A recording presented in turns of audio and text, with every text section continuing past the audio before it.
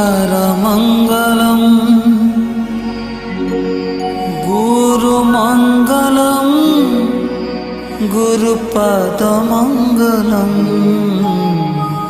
ॐ मङ्गलम् ओङ्कारमङ्गलं गुरुमङ्गलं गुरुपद शबर टोका ता बापा गोसाई बापांठू शुणी से बुकु फटा कहानी जेबे अन्य माने छलनारे नहीं सेमानंक प्राणर पुरुष आराध्य देवता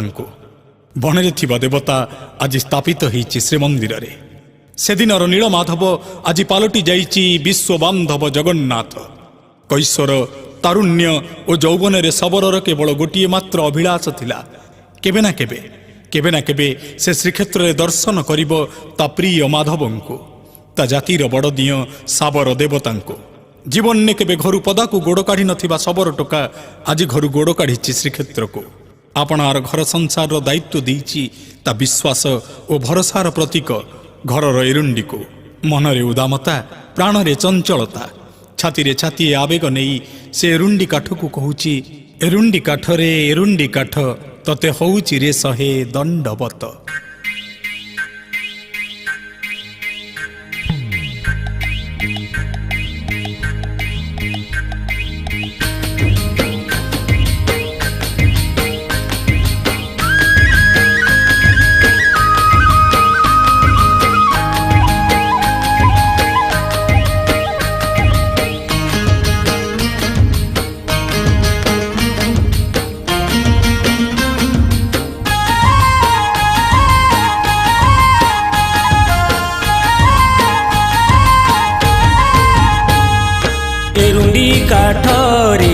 एरुंडी काठ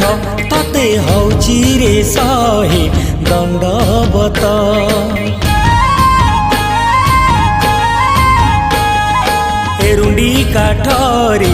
एरुंडी काठ तते हौची रे सहे दंडवत तू जगी थाम घर दुआर को तू जगी थाम घर दुआर को